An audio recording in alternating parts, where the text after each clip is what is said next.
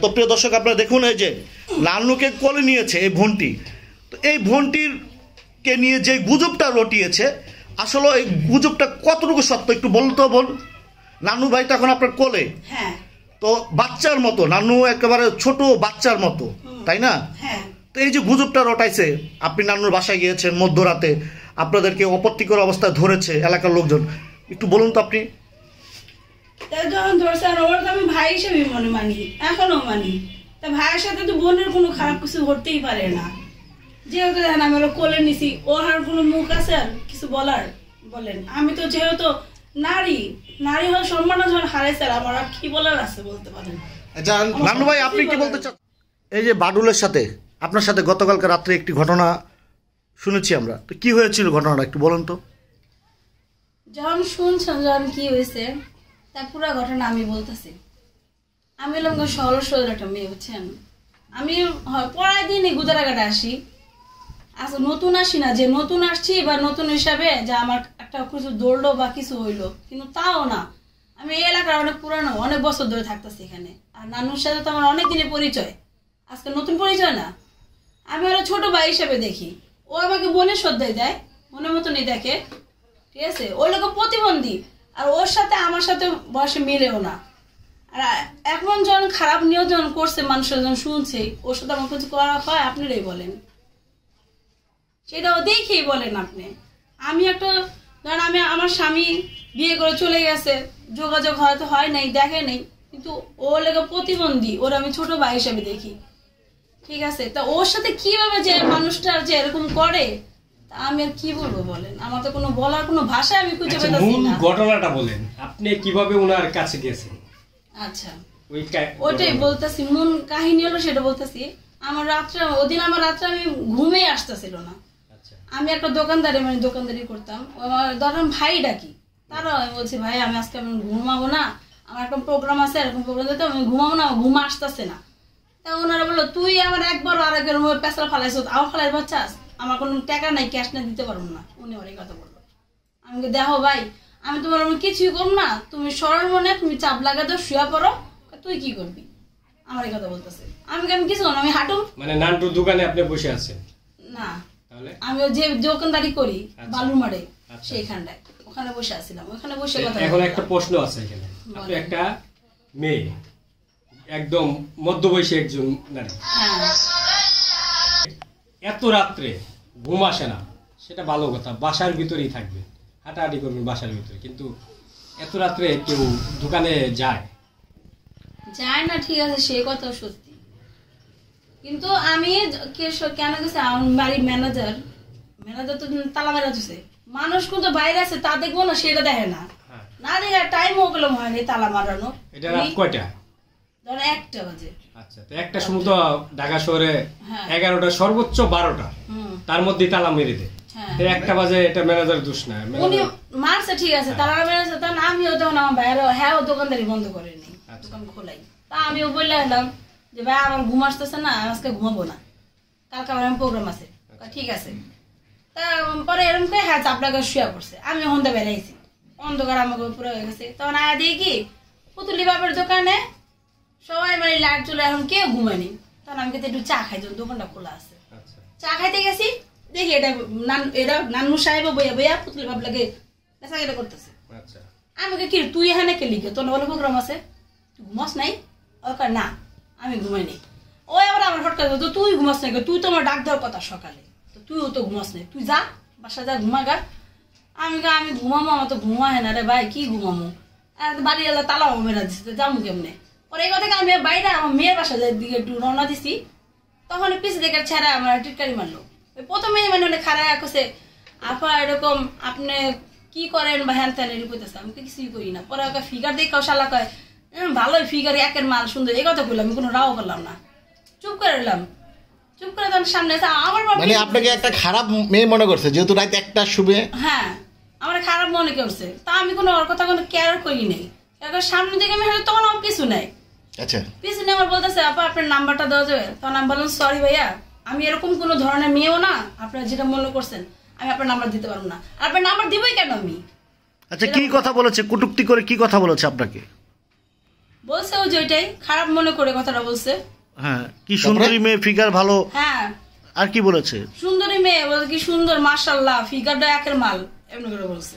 এই কথাগুলো বলে যারা এই খারাপ কাজ করে তাদেরকে, কারণ আপনি যেহেতু এটা বলার একটা কারণও আছে, আপনি রাত 1টা-2টার সময় ভালো মেয়েরা রাস্তায় এইভাবে ঘুরে না বা চা খেতেও বসে না। আচ্ছা ঠিক আছে, সেই উদ্দেশ্য করে হয়তো বা আপনাকে বলেছে। তারপরে নান্টুর সাথে আপনার কি হলো? আমি তো বলছি না, বললাম তো, আমি তো পরের দিনে ওখানটা যাই, যাই বসি, নানুর লগেও দেখা হয়, নানুর লগেও সম্পর্ক ভালোই কথা বলি, ছোট ভাই হিসাবে কথা বলি, কারণ ও একটা প্রতিবন্ধী, ওর সাথে আমার তো চলে না। সমাজটা যখন আমার ধরেই বসে, আর কিছু করার নেই। আপনাদের কি ধরেছে? আমি বলছে আমরা এক লগে আসছিলাম, ঠিক আছে। আপনি নান্টুর বাসায় রাত্রে ঘুমাইছেন? হ্যাঁ। নান্নুর বাসায় রুমে গেলেন কিভাবে?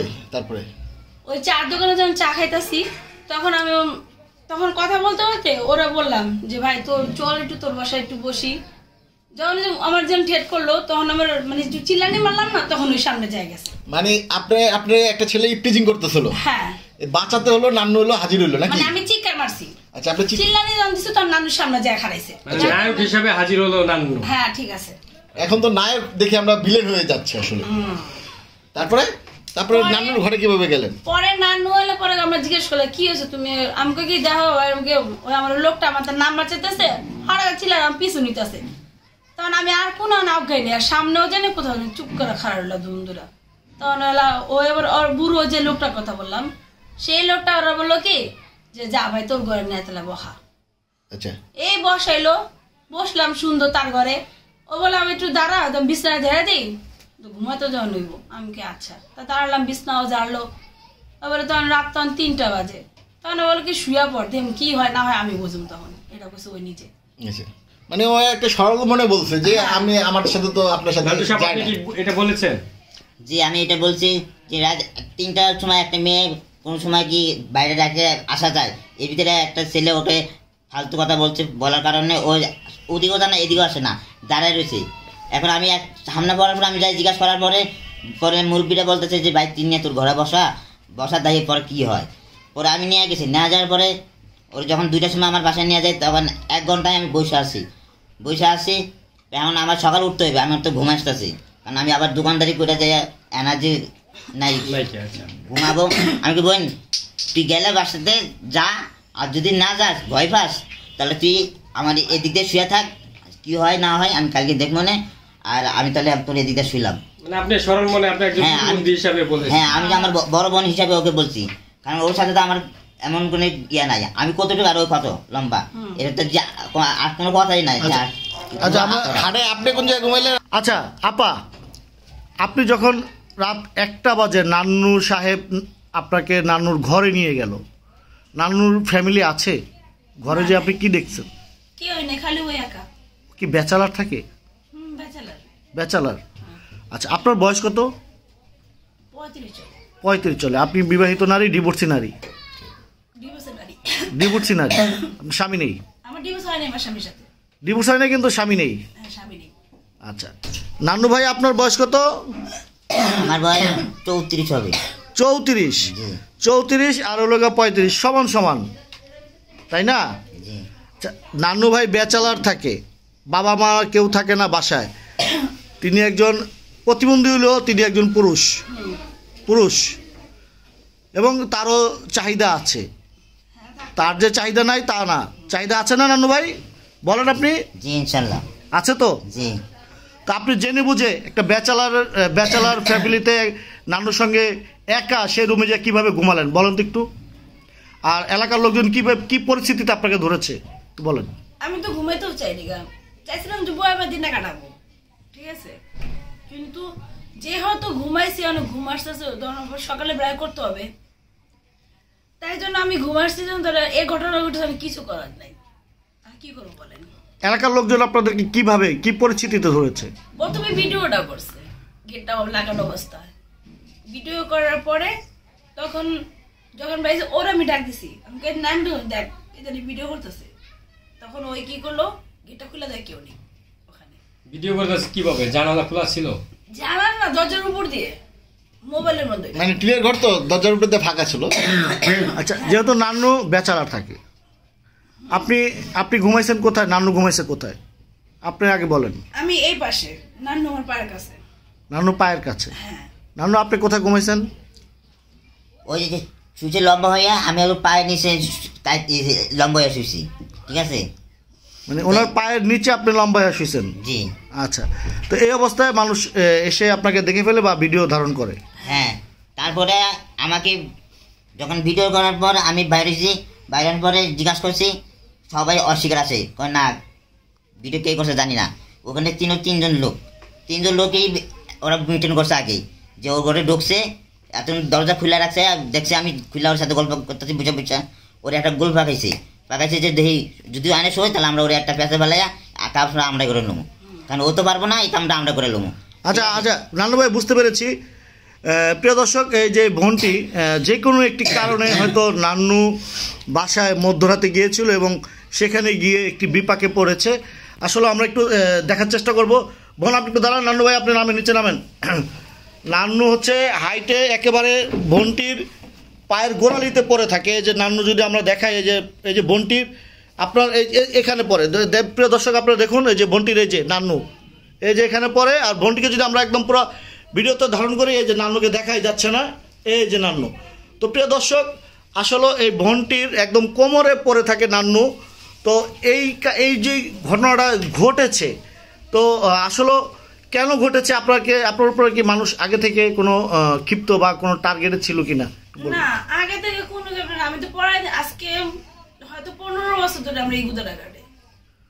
15 বছর ধরে? হ্যাঁ, তখন আমরা এই গুদারা ঘাটে আমি আসতাম, নদী দেখতাম, পরের দিন আমি সকালে উঠে আসি। আচ্ছা, এখানে হাঁটা চলা করি এখানে। আচ্ছা, আমরা একটু আপনাকে বলবো, প্রিয় দর্শক, নান্নু ভাই আর একটু দাঁড়ান, আপনি একটু দাঁড়ান। প্রিয় দর্শক, আপনারা একটু দেখতে পাচ্ছেন এই যে নান্নু ভাই দাঁড়িয়ে আছে। আসলে নান্নু ভাই যদিও তার বয়স 35-34 হবে, কিন্তু তিনি একেবারে শিশুদের মতো, একদম খাটো। তো এই বোনটি একেবারে লম্বা। আপনারা যদি দেখতে চান আমরা কিন্তু দেখাতে পারবো। এই বোনটি কিন্তু ইচ্ছা করলে নান্নু ভাইকে কোলে নিয়েও কিন্তু দেখাতে পারবে, কিন্তু তাদেরকে নিয়ে একটি গুজব রটানো হচ্ছে। তো আমরা সেই গুজবটা আসলে সত্য প্রমাণ করার চেষ্টা করবো, আসলে কতটুকু এই গুজবটা সত্য। তো বোন, আপনি যদি একটু ডোন্ট মাইন্ড, যদি একটু নান্নু ভাইকে কোলে নিয়ে যদি দেখাতেন যে নান্নু ভাই আপনার কাছ থেকে হাইটে কতটুকু, যেই গুজবটা উঠেছে এটা কি আসলে সত্য না মিথ্যা, যদি একটু দেখাতেন। তো প্রিয় দর্শক আপনারা দেখুন, এই যে নান্নুকে কোলে নিয়েছে এই বোনটি। তো এই বোনটিরকে নিয়ে যে গুজবটা রটিয়েছে, আসলে এই গুজবটা কতটুকু সত্য একটু বলতো বোন।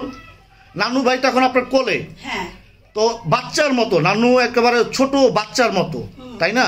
হ্যাঁ। তো এই যে গুজবটা রটাইছে, আপনি নান্নুর বাসায় গিয়েছেন মধ্যরাতে, আপনাদেরকে অপত্তিকর অবস্থায় ধরেছে এলাকার লোকজন, একটু বলুন তো আপনি। যখন ধরছে আর ওর তো আমি ভাই হিসেবে মনে মানি, এখনো মানি। তা ভাইয়ের সাথে তো বোনের কোনো খারাপ কিছু ঘটতেই পারে না। যেহেতু দেখেন আমি ওরা কোলে নিছি, ওর আর কোনো মুখ আছে আর কিছু বলার? বলেন, আমি তো যেহেতু নারী হওয়ার সম্মান যখন হারাইছে, আমার আর কি বলার আছে বলতে পারেন। আচ্ছা নান্নু ভাই, আপনি কি বলতে চাচ্ছেন? আমার বলার কিছু পাইতেছি না, কি বলবো। আচ্ছা, এখন যেহেতু সম্মান হারাইছেন, ঠিক আছে, এখন সম্মান বাঁচানোর একটা উপায় আছে। যেহেতু আপনারা যদি দুজনের বিয়ে করে ফেলান, তাহলে কিন্তু মানুষ আর খারাপ কথা বলতে পারবে না। এখন কি দুজনকে বিয়ে করবেন কিনা সেটা বলেন। কি আর বলবো বলেন, কারণ আমাদের সমাজ যখন মুখ দেখায় তাহলে এই কাজটা অনেক করা লাগবে। তাহলে আপনাদের দুজনকে আমরা বিয়ে দিয়ে দিই নাকি? না। হ্যাঁ, বিয়ে করবেন না? সত্যি বিয়ে করবেন না? না, নাহলে তো সমাজের মানুষ খারাপ কথা বলবে। খারাপ যেহেতু হয়েছে, আমি কেউ খারাপ বললে বলবো, সবার আমি বিয়ে করবো না। ওকে সত্যিকারে বিয়ে করবেন না? না। নান্টু সাহেব কি বলেন? আপনি কি বলেন? আমি কিছু বলতে পারতেছি না, আমার কিস্তে কি হয়ে গেল কিছু বুঝলাম না।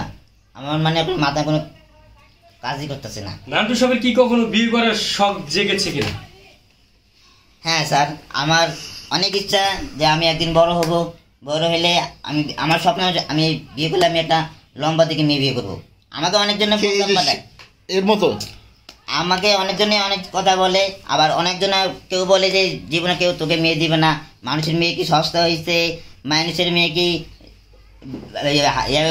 মানে সস্তা হয়ে গেছে, মানে অনেক নানান কথা বললে যে তোকে কেউ মেয়ে দিবে না, তুই বিয়ে করতে পারবি না, তোর কি আছে, তো টাকা আছে না পয়সা আছে, তোর কি দেখে মেয়ে আইবি না লম্বা, অনেকজনে অনেক কিছু বলে, তারপরেও আমি মন খারাপ করি না, বলে আমি মনে ভাবি যে আমার আল্লাহ তাআলা বানাইছে, আমাকে আল্লাহ তাআলা বানাইছে, যদি আমার কপালে নিয়তে থাকে তাহলে ঠিক আমার মেয়ে আসবে, একটা লম্বা দেখে বিয়ে করবে। আমার দেখছেন? হ্যাঁ আমার স্বপ্ন। এই স্বপ্ন থেকে কি আপনি ওনাকে আপনার বাসায় নিয়ে গেছেন? না সেই জন্য নেই না, ওকে তো আমি দেখছি আমার বোনের বড় বোনের মতো, ওকে তো নিয়ে গেছি আমি যে একজন। আপনার মন থেকে আজকে একটা কথা বলবেন, আপনি কি ওনাকে অনেকদিন ধরে টার্গেট করছেন কি না এই সুযোগটা নেওয়ার জন্য? না, কোনো সময় ওকে আমি টার্গেট এভাবে দেখি নাই, কারণ ওরা আমি বোনের মতন বা বন্ধুর মতন দেখছি, আর কারণ আজ থেকে ওর পরিচয় না, ওর সাথে পরিচয় 2-3 বছর ধরে। আচ্ছা, এই যে 3 বছর ধরে আপনি কিছুক্ষণ আগে বললেন যে আপনার একটা স্বপ্ন একটা লম্বা মেয়ে বিয়ে করবেন। হ্যাঁ এটা আমার, কিন্তু এই যে আমরা কিছুক্ষণ আগে দেখেছি আপনি এই আপার মাজায় পড়ে থাকেন, জি আপনাকে কিন্তু কুলেও নিয়েছে, জি। তো এখন কি সেই লম্বা মেয়ের টার্গেট থেকেই কি আপনি তাকে গতকালকে আপনার রুমে নিয়ে গিয়েছিলেন কিনা? না সেই জন্য আমি নিয়ে যাই নাই, আমি বিয়ে করলে সত্যি কথা বলবেন। হ্যাঁ সত্যি কথাই বলতেছি, আমি বিয়ে করলে এমন বিয়ে করবো যে মেয়েটা আমার থেকে একটু লম্বা হবে, এত লম্বাও না, আমার থেকে কিছুটা লম্বা হবে, যেন আমি যদি পারবো না সেই কাজ করতে পারি, ঠিক আছে, আমার ঘরের কাজ করার জন্য থাকে। আপনি কি একটা মেয়েকে বিয়ে করে সংসার করতে পারবেন? ইনশাল্লাহ। সেই শারীরিক চাহিদা মেটাতে পারবেন? ইনশাল্লাহ পারবেন। জি বুঝে শুনে বলতেছেন তো? জি। আচ্ছা বোন, নান্নু ভাই কি আপনার সাথে কিছু করেছে? সত্যি করে বলেন তো। সত্যি কথা বলতেছে, আমার সাথে কিছুই করে নাই। যদি ডিএনএ টেস্ট করানো হয়, যদি কোনো প্রমাণ পাওয়া যায়? ওটা করতে পারেন, সমস্যা নেই। কিছু করেছেন আপনি? না স্যার কিছু করি নাই, ওই যে বললাম না আপনাকে যে আমার একটা ফাঁদে ফেলাই ওরা কাজ করতে চেয়েছিল, ঠিক আছে। তো প্রিয় দর্শক, আসলে এই যে তাদের মধ্যে কোনো ঘটনাই ঘটে নাই, আসলে এই যে নান্নু দেখছেন, এই নান্নু আসলে এই মেয়েটাকে আসলে ইপটিজিং এর হাত থেকে বাঁচানোর জন্য তার রুমে নিয়ে গিয়েছিল, কিন্তু কিছু দুষ্কৃতিকারী আসলে তাদেরকে অপবাদ দেওয়ার চেষ্টা করছে। তো ভিডিওটা একটু ঝড়ের শেয়ার করে দিবেন, এই প্রত্যাশাই থাকলো আপনাদের কাছে। আপনারা সবাই ভালো থাকবেন, সুস্থ থাকবেন, আল্লাহ হাফেজ।